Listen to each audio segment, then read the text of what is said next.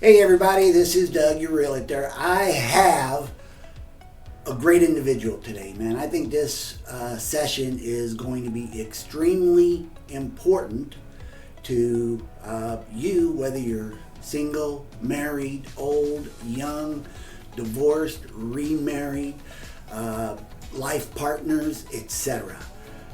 So, Steve, doggone it, man, welcome. Thank you. And I am really happy that you and I are getting together on this one because I think this is so important that people don't even know. We have to plan not to fail because failure sometimes does come into it, man. And Steve's gonna walk us through how you can plan and make it be successful for all parties involved. So Steve, fire away, man. Introduce yourself real quick and let people know how they can get a hold of you. I'll have all that stuff online anyway below, but just introduce yourself to everybody. All right. Hi, everybody. I'm Steve Whittyking. I own Whittyking Law. We're an estate planning firm. We help people keep their family out of court and conflict when they die, or if they become incapacitated. It's really important stuff, and I love what I do.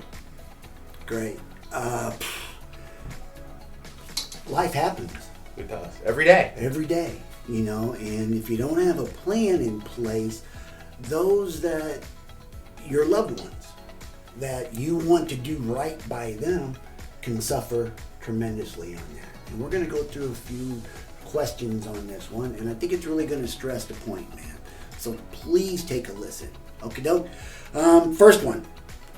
Let people know a little bit about you, man. Are you originally from California? How the heck did you get into California?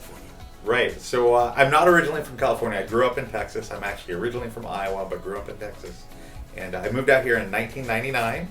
A year after I graduated from college, I came out here with a girlfriend at the time. That's no longer the person I'm with, but it was a good reason to get to San Diego. Kind of funny. The goal was to come here I lived in Austin, Texas. That's where I went to college. Great city. It is. Came here for 3 years, and then I was going to go somewhere else for 3 years, and then decide between Austin, here, and the other place. That was 1999, and I'm still here. I'm glad you're here. I'm glad you're here. Okay. Being an attorney, there's all different types of specialties in being an attorney. Why the heck did you choose financial planning? So, most of my career I didn't actually. So I was a litigator, which means I represented people being sued and people getting sued. I did a lot of landlord-tenant law. I did complex litigation. Most recently, before I opened my firm, I did complex litigation. I was flying around the country, Delaware, New York, going to court. We sued officers and directors of public corporations. It was fun. But I also now have a 6-year-old, a 3-year-old, and a 2-year-old. And at the time, we just really had 2 when I was looking at getting out of doing that. And around the same time, we looked at, we have a family. We should do estate planning now. Yeah, absolutely. And so it was just kind of a convergence of things of I was ready to get out of what I was doing and not be a litigator. And I wasn't sure there was anything I could do with my law degree because to me, that was what a lawyer was being a litigator. I think that's a misconception for a lot of people. It is, even from attorneys, right? Exactly. But so we looked at estate planning. What I realized was a couple things. One, this was something I could use my law degree to do, not have to go to court. In fact, the goal would be to keep people out of court, right? To keep people and their families out of court. And 2, I didn't like how a lot of attorneys did estate planning. A lot of attorneys still do estate planning on an hourly basis, which means that if you meet with a client and they think over something over a couple of days, they're scared to call you to make a change because the attorney's going to write them a nice little bill, right? Yeah. So I didn't like that. So you flip that model around. Yeah, we do flat fee. Cool. So that people are always comfortable to call me. That's great. That's great. I also didn't like that it was sort of one and done type of, it was transactional, right? Like somebody goes to an attorney, they say what they need, the attorney draws it up and gives it to them. There's no real education about what they need. And people then just take their binder they get, they put it on the shelf, and they forget about it. And the attorney doesn't have any process in place to follow up with them over time to make sure as their kids go from minors to adults, or a kid passes, or a law changes, whatever. Life, like you said, life happens, right? Do laws change? The laws change all the time, right? And so I didn't think that was really in service to clients. That was in service to attorneys, getting a transaction done, money in, and clients out. I think estate planning has got to be a lifelong relationship with the attorney. So I didn't like what I saw. I was looking to do something different and said to myself, I can do this and I can do it better than most attorneys do. I'm not saying I'm better than every attorney, right? Although I am, right now. But my point is, there's a lot of people out there that I don't think do it the right way. So that's how I got into estate planning. Is I had a need. I didn't like how it was being serviced. I was ready to make a move anyway. So it was just a natural fit. Okay. I love, and that's great because one, he's confident. He is the best out there. Okay. I like that aspect of it. But two, trusted lifelong hits home, man, because that part of the statement and one and done are set it and forget it. I guess Emerald does that one. Right, set right, it and forget yeah. it. Life changes. We have kids. They grow up. They move out. They move out of state. People die. People go through relationship problems, etc. Yeah. So if they know they have a trusted, lifelong partner behind them, it makes the process so much easier. Yeah, it does. And then laws, I mean, every year, new laws come out every year at the beginning of January, man. So obviously you're up to date on those.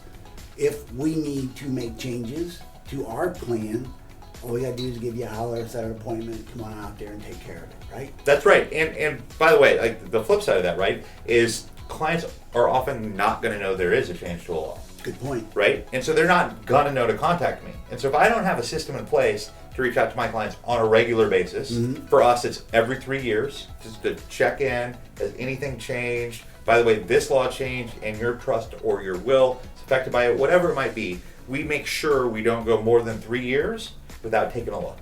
That's smart. That's smart. So you're not going to call me every day and say, hey, anything changed, Doug? No. Okay, good. Good, because we don't like that either. Right. All right, and then let's see. Like any profession, there's challenges. What are two of the biggest challenges that you have to overcome in your profession?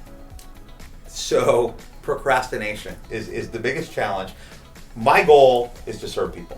And a matter of fact, in doing that, I only take a certain amount of clients per month, because if you take too many, you can no longer serve your clients, right? Good point. It's Good just point. There's only so much time, and if you take too many clients, you have to take time from one client to give it to another. We don't do that. But procrastination on the client side is real.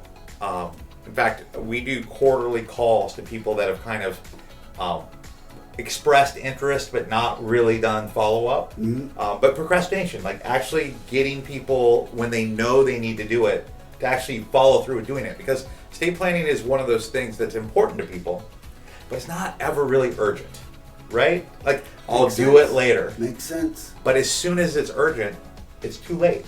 Yeah. Right? So one of the things I have to do, and I consider this as part of my job, if someone's expressed interest, I take that as a ask of me to make sure, whether it's with me or someone else, Sure. that they get through the process. So procrastination is one of the biggest challenges. And the second biggest challenge is educating people. People don't know what they need. They don't know the difference between a will and a trust. I got people that call me all the time and say, Steve, I need a will. Okay, well, let's talk about that. You know, why do you think you need a will? What do you think it's going to do for you? And most people don't know what things do and don't do. So they come with either no knowledge, and they don't know they need to do anything, and I meet them out in the world, or they come to me thinking they know what to do, but you know, their non-lawyer neighbor told them something and it may not be right. So, you know, educating people, I think, is one of the big challenges, and our whole system is designed behind educating people. Okay. And on that point, people don't know what they don't know. That's right. You know, you always get advice, whether you ask for it or not, from a family member, a neighbor, if you're at the office, your peers at the office, your boss, whatever, you know. So it's always good to know a professional who stays on top of the law Right. and can educate you so you make informed decisions that pertains to you and your family, man, because that's what you're all working with, right? Let me ask you this, because I think one of the challenges has to be, I'm going to save a little bit of money, Steve. Sure. So I'm going to go online and I'm going to Google a will or a trust. Can't I just fill that stuff out online and be done with it? So the answer to that is actually yes. You may expect me to say no, I but the know answer that. is yes. No, I know it is a yes. The question is it going to work for you? And if you do it online, there's a good chance it won't. By the way, the same is true of using low-cost attorneys that don't devote the time to, one, educating you so you're making the right decisions to start with, to putting time aside to connect with you every once in a while, every 3 years like we do. And then there's this other piece that's called funding, that it's where almost all estate plans fail. We're going to get to that. Okay. And the reason why I asked that question is, and I am going to say right flat out now, do not go online and set up a will or a trust or guardianship on your own, because all you're going to do, one, you'll get 30 million results from Google, and two, you're not going to have someone that's going to ask you the questions, pertinent questions, because if I call and I say I have information, you got to tell me about a will, and you want us to do a sit down. You don't know anything that I need unless you're asking me all the right questions, right? That's right. You can't ask me all those questions online, can you? You absolutely cannot. And get them right. That's Can't right. do it, man. Can't Can't do do it. So do not do that. Protect yourself, protect your family. Give someone like Steve a call here. Probate's an ugly word, so why don't we tackle that one right now? Okay. Probate is the court process of basically figuring out what you have when you die, making sure all of your creditors are paid off, and then distributing your assets to your family at the end. Now, Wait a minute. Does that cost money? yeah, it costs a lot of money. And it takes a long time. How long? Uh, Roughly. About 18 months. I mean, Okay. it can be as little as 12, as much as 18. Truth of the matter, though, is California especially has been cutting back on the funding of our judiciary. San Diego County has really felt this over the years. We only do probate downtown now. To give you an example, not that long ago, we also had probate court up in North County. Okay. They shut that down. They sent all those cases to the downtown court, but did not send the judges to the downtown court. So you have the amount of judges downtown that you had downtown, but they got this whole other set of cases that they have to do. So the process is just slow. The court's jammed. So that's one of the reasons it takes a long time. But the cost, we estimate the cost typically to be about 5% of the fair market value of the estate. Okay. So if I don't have something in place and something happens and my loved ones who count on me are going to have to wait minimum 18 months, and they're going to get hit with approximately 5%. So let's just say $1 million. 5% of that is what? If I do my math right, that's $50,000. That's out of their pocket. That's right. And that's if it's only 5%. That's right. 5% is a pretty good average. The way Okay. it works is attorneys get a statutory percentage, the executor gets a statutory percentage, there's appraisal fees, there's all these other costs. Oh, by the way, all of those get paid before your heirs get anything. I was just going to ask that. Okay, so it's just a meter, money meter going until it's all settled. Okay, That's right. so And we don't want probate. We don't. Let me add one more thing to that. All Your assets are frozen at your death if you don't have anything in place. So let's say you have your house and some cash and a mortgage. Well, your heirs don't have access to your money to pay the mortgage until it gets through probate and into their name, right? So they may be going out of pocket to pay the mortgage in the meantime. Okay, all right. Don't go into probate, folks. Yeah. It is not worth it when you've got the opportunity to take care of all of that right here. Yeah. All right, so we were going to talk about will and trust. Right. Let me You go ahead. Okay. What is the difference between the two? Well, let's start with what a will is. Got all it. right. A will. The best way to describe a will is a letter to the probate judge. There's a saying in estate planning: where there's a will, there is a probate. So, if you don't have a will, certain things happen a default way. Okay. A will allows you to tell the probate judge, I want my stuff handled a different way. Okay. Now, it still has to go through the process. It still costs the same amount of money. It still takes the same amount of time. But instead of your assets maybe getting split between two kids, maybe one kid gets a little more because they've gotten something from you in life, and so you change it a little bit. If you have minor kids, you name guardians in a will. But if you only have a will, you're going through probate. Okay. A trust is a probate avoidance tool.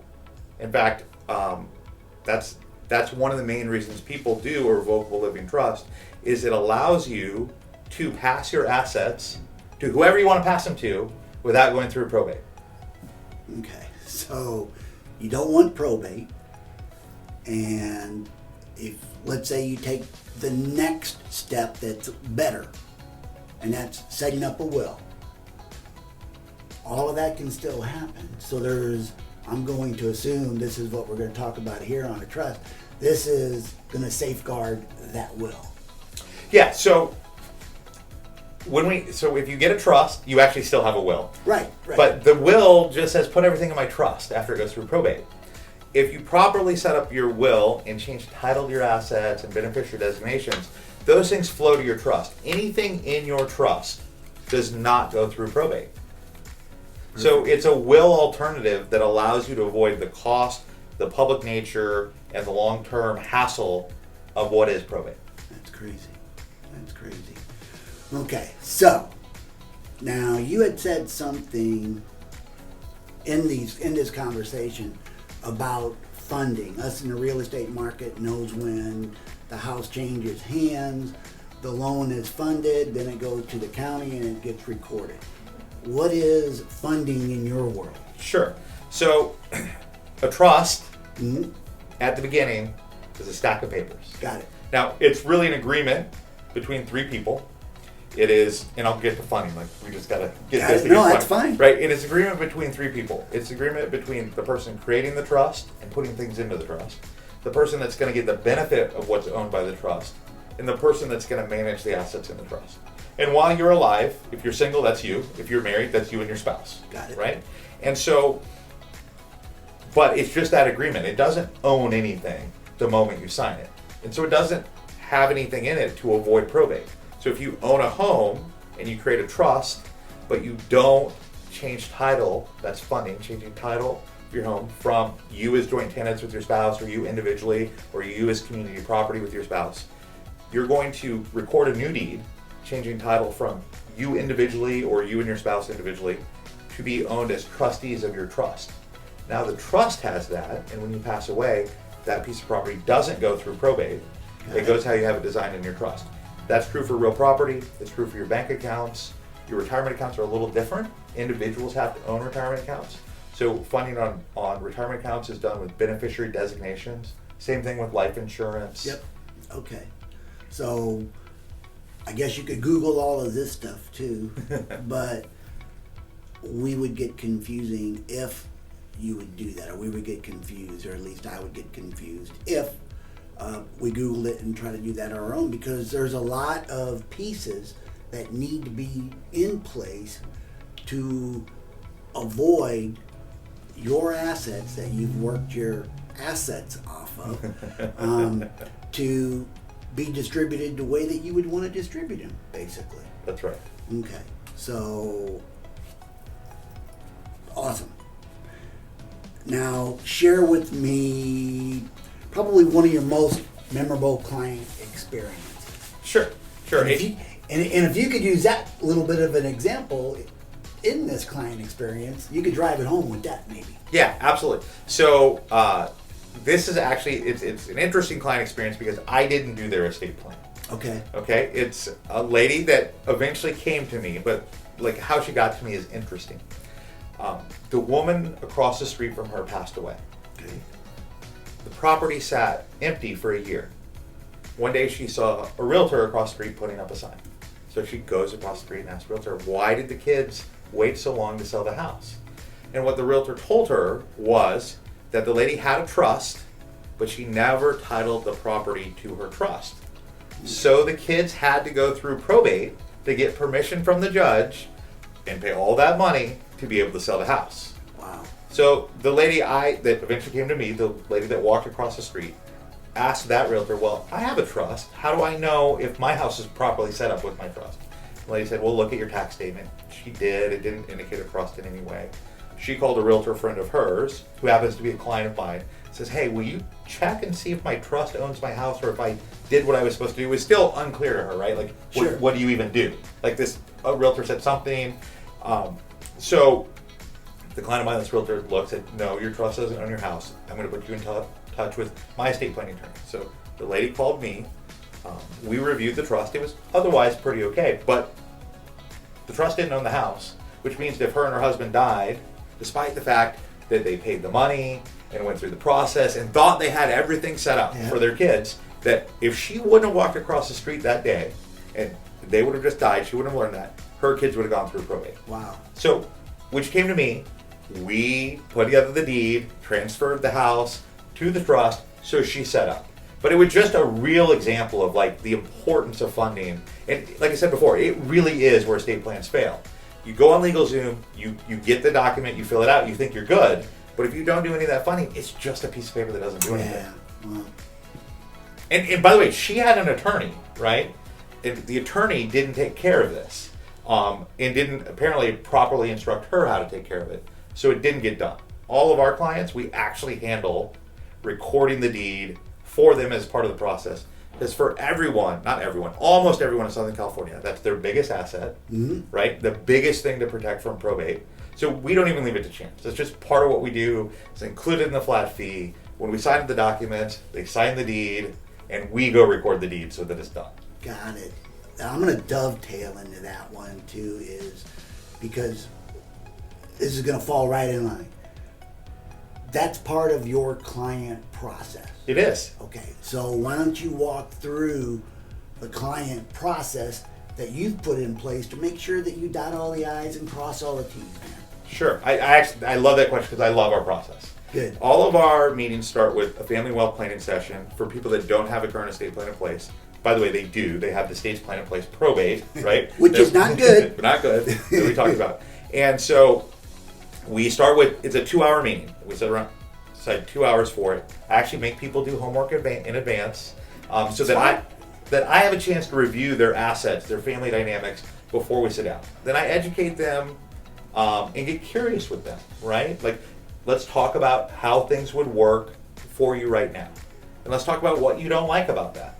And let's talk about how it would work with a will, how it would work with the trust. And that's just on the assets. We also talk about incapacity, healthcare decisions, all that type of thing. And about halfway through that meeting, they have a pretty good concept of how things will work now and what options are available for them. And if we think it's a good fit, we'll have them sign an engagement agreement. And the second half of that meeting, we design their plan. Perfect. Then we meet again about a month later to sign all the documents. In between then, I send them a summary of everything they chose so that, one, they can check and make sure I spelled everybody's name right, put everybody in the right order. And sometimes I ask questions. Like, we dig pretty deep. And they don't know the answer to something. They got to think about it. So that gives them a little chance to think about it. They confirm all that information. We draft. We meet for the second meeting. At that meeting, we sign all the documents, go over them, and then if they did a trust, we have what we call a funding meeting. We have an asset spreadsheet. By the way, an imperative part of estate planning is that you get a comprehensive list of all of your assets together because, sorry, I'm going a little off tangent here, but it's part of why the process is important. And doing that homework is why we put the list together, because if you have a plan, but you don't have a list of your assets, when you die, your family's still trying to figure out what you have, where it is there life insurance, is there a 401k at a former employer? Yep. But if you just have all that in a spreadsheet, you make it easy, right? So on the funding meeting, after we sign anything, we go over, okay, here's what needs to be done with your bank accounts. Here's what needs to be done with your retirement accounts. Here's what needs to be done with your life insurance. And for different people, it's different things. Sure. Right? Sometimes it may be naming the spouse as a primary beneficiary on life insurance or retirement account. For some, it may be the trust if they have minor kids. You know, that meeting is a specific meeting to that family. So then we walk away with, I'm going to go record the deed. I'm going to give them unlimited support on funding, but I can't go into the bank and sign the new signature card, right? We meet again 1 month after that. So at that meeting, I'm going to give them their binder. I'm going to give them their electronic copy of all their documents because very few people have that. And then they can put it in the cloud. And honestly, on things like healthcare directives, give it to the people they've named on there. So if anything happens to them, those people aren't trying to figure out how to get in the safe. They have a copy. Exactly. Right? You touch base real quick on that. Yeah. Let's say, because you touch base on HIPAA laws. Yeah. So that could come into play unless you direct it in the trust and or will, the package, that certain individuals can talk to the medical practice that is taking care of you and not violating any HIPAA laws. Yeah, absolutely. So we actually address HIPAA laws in 3 places in our planning, actually 4 places in our planning. The trustee, successor trustee, who's going to be in charge of your assets when something happens to you, needs to be able to have access to medical information because if you're incapacitated but still alive, they have to manage their assets. They have to understand what's going on with you, pay bills to the hospital potentially. Absolutely. Right? We have the actual advanced healthcare directive where you're giving power to someone to make healthcare decisions for you.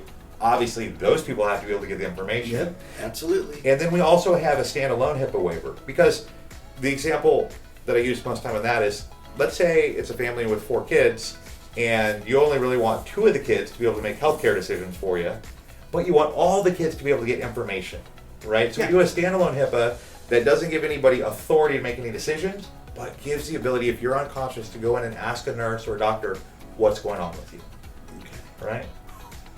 It's a lot. Yeah, there is a lot. And this is, you know, the more you dive in, the more complicated you realize it is. Well, but one of the things that you do, though, is, I mean, you said part of it is educating. Yeah, 100%. You know, getting the word out. I'm going to do a plug a little bit later, but I'm going to throw one in there right now, too, about going to your website. He's got phenomenal blogs. He's got phenomenal webinars that are free. You get free stuff when you do it, too. And it's stuff to stop the pitfalls, stop you from getting into those pitfalls. Okay, I know I took you off on a little bit of tangent there on HIPAA, but I thought it was pretty important to bring that up right then. What's the last part of your meeting with the client? Yeah, so the third meeting is an important meeting as well. Okay. So on a cursory level, it's you getting your binder and your USB drive with all the documents. Got it. But it serves 2 more functions at least. One of them is, it is our accountability meeting on that funding piece. At the second meeting, we talked about what had to be done. Like, you need to go down to the bank and change your bank account to the name of the trust. What I find, like, it doesn't take me, my office, a month to scan the documents and put them in a binder, right? But we put it off a month because if we just do it a week later, people are like, Steve, I got busy last week, I couldn't get to the bank. But if we put it off a month, it's a lot harder for them to say, Steve, I couldn't find an hour in the last month to do this really important piece to make my plan work, right? So it's an accountability meeting. It's funny to people push that meeting out because they haven't got it done. Because I let people know in the first meeting and the second meeting that I'm giving them a month because I expect them to have it done at that meeting because that's the only way it's going to work, right? So that's one part of that meeting is it's accountability meeting. And the third thing is we actually do what we call a legacy interview. So we sit down, I'm not on camera, but I bring a camera. Actually, I've got the new fancy iPhone 14 Pro Max, right? Camera. And I give people questions in advance, and there's like 100 questions. We don't do all of them. We just do a few. The idea is to leave something behind your family more than just your assets. So people that have minor children, it might be a video really for the people they want to raise them. Like, here's what I want for my children. Sometimes people are like, Steve, your questions are fine, but I want to do this, and they just talk about what they're most proud of each kid for, if they're adult kids. It's whatever the people want, but it's a really cool thing, and I'll be honest with you, very rarely does one of those happen that there aren't tears. Like I was just gonna say that. That's something really, really special. Yeah. And that's just an added touch that you put to it. You're not just, you had touched base on it earlier, that you don't want to be transactional Right. like other attorneys that are out there. This is a lifelong commitment that you are making to the families to make sure that what they really want to happen happens. That's the goal, right? That is the goal. That's amazing. Now, what about, real quick, what do you do different with family? Like whether it be a single parent or a husband and wife with a child, or some type of lifelong partner with a child. Is there anything different you do for those folks? We do. That's one of the things actually I saw when I was looking at estate planning attorneys before I started my firm. When I was looking into it, is that planning for minor children really isn't part of what most attorneys do. Like, I think it's because historically estate planning is seen as something for older people that they do sort of end of life. Sure. But obviously appointing guardians is important, and most attorneys do that. You put a guardian appointment in the will. We also do standalone guardian appointments because if you're incapacitated, but you're alive, your will has no legal effect. Yeah. That's a document for when you die. So you need standalone guardian nominations for who's going to raise your kids. But the other thing we do is what we call emergency guardians or short-term guardians. And the idea here is if my wife and I go to dinner and we have a babysitter with the kids and we don't make it home, what is the babysitter going to do? Now, if you haven't provided a plan, at some point the babysitter is going to call the cops and say, I'm a babysitter, these people never came home. Sure. Cops are going to show up. If there's no one to call and no one to give the kids to, kids have to go to Child Protective Services. So we create a temporary guardian, we call it the Kids Protection Plan. It's temporary guardians, and it's basically a legal document executed by our clients that say, if something happens to us, we do not want our children to go to Child Protective Services. Call, and some people have 3 people, some people have 10 people. The idea is someone they know. This isn't necessarily going to be the people that are going to raise their kids forever. Right. It's just get the kids somewhere safe. Something bad just happened to you. You're not coming home. Sure. Kids are freaked out. Like even little kids are freaked out, right? Get them somewhere where they feel safe and comfortable, not an unfamiliar environment, where they can be taken care of and loved on a short term till we can get those permanent guardians to take care of you. Or, if you're released from the hospital 2 days later, you got your kids back. But something to take care of those little kids in those temporary or short-term situations till the longer-term solution would be put into play. That makes sense. That makes a lot of sense. Okay. I'm going to ask one more question. Okay. All right. Actually, there's going to be 3, but this is the last business question. Okay. Let's say I have a will and a trust in place right now, and I was the emerald. I set it and forgot it. Obviously, I need to go look at it myself again, and this is seriously, I did it 4 years ago, and I looked at it 4 years ago. So I am going to assume it's written the way it should be written, but I really don't know because it's been 4 years since I've gone over that stuff. If somebody is watching this right now, what do you offer for people who may have a trust in place with another attorney, which maybe they're no longer in business, they've changed practices, etc. Is there anything that you offer to those folks who took this correct steps but now don't know what to do? Yeah, absolutely. And by the way, another thing that may have happened is people just forgot the attorney's name, because that's not unusual. Good point. I mean, people forget their heart surgeon's name, right? They forget their attorney's name. It just happens if they don't have a proactive attorney that keeps in touch with them. It's a very similar process to somebody that doesn't have a plan, right? I meet with them. I set aside a couple hours of time. I have them send me their documents ahead of time. A lot of times they're not in electronic form, so we have a little bit of logistics on how to get those, but we work that out. I review their information ahead of time. I still make them do their homework, because their homework is really listing their assets and important people to them. But it lets me get a sense of what they want to happen, and then I have this document that's designed and see if those things actually match up. Good right? point. But then we sit down and we go over how their current plan is going to work. We go over if any laws have changed that should have updated language in their trust or their will because of that. There was a law passed a few years ago called the Secure Act. It affects how retirement accounts are handled. That's one of the things we look at pretty deeply, because if they don't have the right language, that may not work right. We look at their beneficiary. We look at the funding. Are your beneficiary designations right? Is your house owned by the trust? Yeah. So it's a very similar thing, right? People without a plan, we look at California's default plan, how it works. People that already have a plan, we look at the plan they have and how it works. And for some people, it's great.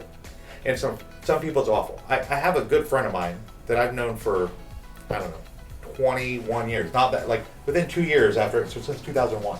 And I reviewed his plan.